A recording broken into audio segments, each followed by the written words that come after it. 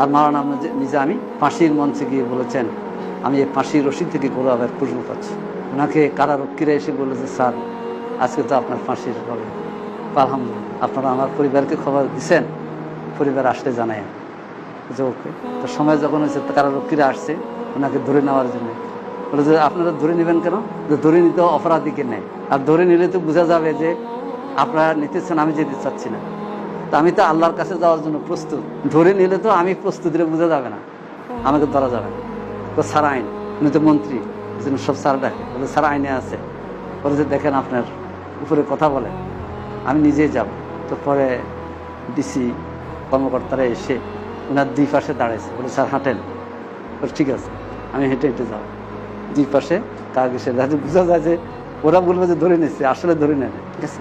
ফাঁসির মঞ্চ পর্যন্ত গিয়ে উনি ফাঁসির রশিদে ধরে বললেন যে আল্লাহ, জীবনের তত দার্সে করার দিছি, মানুষদেরকে সংগঠনের দাওয়াত দিয়েছি, আজকে আমার সে মাহেন্দ্র খন তোমার সাথে মিলিত হওয়ার সে রশিদে পেয়েছি, এই কথা বলে চুমু লাগাইছে। তখন পাশের কর্মকর্তারা বলতে স্যার স্যার এটা তো উনি তো দিয়ে দিয়েছেন চুমু দিয়ে। পরবর্তী পর্যায়ে তারা বাকি কাজ করেছে।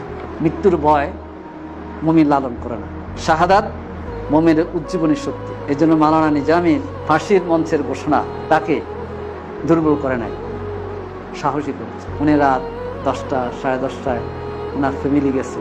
ওনার তো 4 ছেলে, 3 ছেলে 2 ছেলে গেছে, আর 2 ছেলে দেশের বাইরে, আর ওনার 2 মেয়ে, 1 মেয়ে দেশের বাইরে ছিল, 1 মেয়ে গেছে।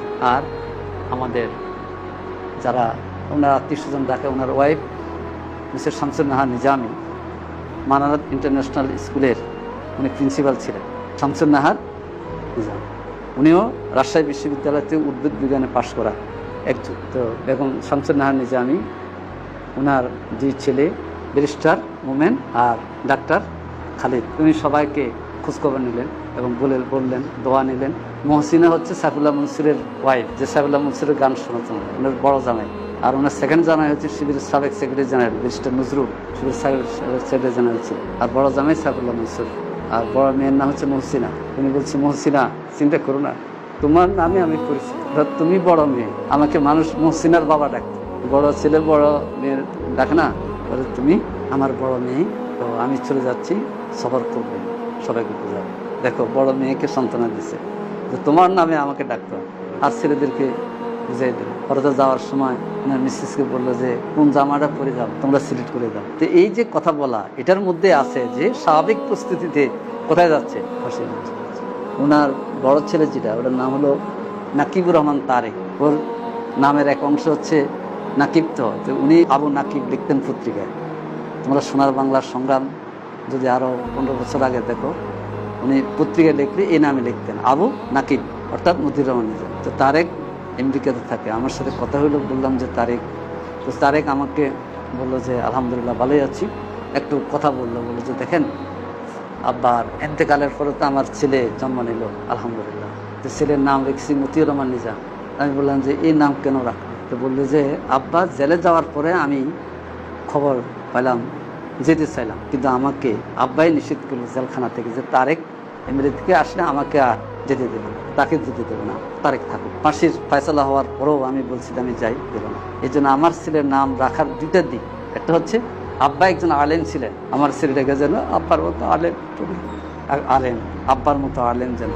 দ্বিতীয় হচ্ছে আব্বারকে দেখি নেই, তার দিকে তাকালে যেন আমার আব্বার শূন্যতাটা পূরণ হয়ে যায়।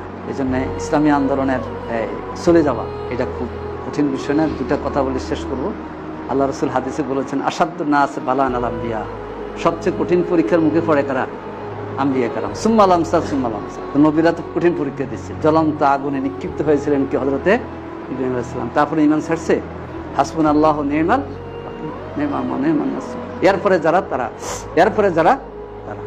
সেই ধারাবাহিকতা জামাত ইসলামী হোক আর জিদ হোক, যারা ইসলামী আন্দোলন করবে তাদের উপর কি আসবে? পরীক্ষা আসবে। তাহলে আমরাও সেই পরীক্ষার মাধ্যমে আল্লাহর পথে দৃঢ় থাকবো ইনশাআল্লাহ। এরপরে কথা হচ্ছে যে আয়াতটা তেলাওয়াত করলাম, সূরা আযাবের 23 নম্বর আয়াত। মুমিনদের মধ্যে এমন কিছু লোক যারা আল্লাহর সাথে কৃত ওয়াদা সত্যে পরিণত করে দেখিয়েছে। অতএব তাদের মধ্যে কিছু লোক আল্লাহর কাছে চলে গেছে, আর কিছু লোক কি অপেক্ষমা ওমা বাদদালু তাবদীলা, কিন্তু গতি পরিবর্তন করে নাই। বাংলাদেশে ইসলামী আন্দোলনের উপরে এত জুলুম অত্যাচারের পরও বাংলাদেশের ইসলামী আন্দোলন এগিয়ে যাচ্ছে, এগিয়ে যাবে এবং আল্লাহর দিন কায়েম হওয়া পর্যন্ত আমাদের সংগ্রাম অব্যাহত থাকবে। আল্লাহ তাআলা আমাদের সকলের নেক খেদমতকে কবুল করুন। মাওলানা নিজামী সহ সকলের খেদমতকে আল্লাহ কবুল করুন। আল্লাহ তাআলা মাওলানা নিজামীকে জান্নাতুল আলা, জান্নাতুল ফিরদাউসের আলা দান করুন। আল্লাহ তাআলা তার জীবনের সকল খেদমতকে কবুল করুন। তার পরিবারকে সবর ইস্তেকামতের সাথে আরও এগিয়ে যাওয়ার তৌফিক দান করুন। সুবহানাকাল্লাহুম্মা বিহামদিক আশহাদু আল্লা ইলাহা ইল্লা আনতা আস্তাগফিরুকা ওয়া আতুবু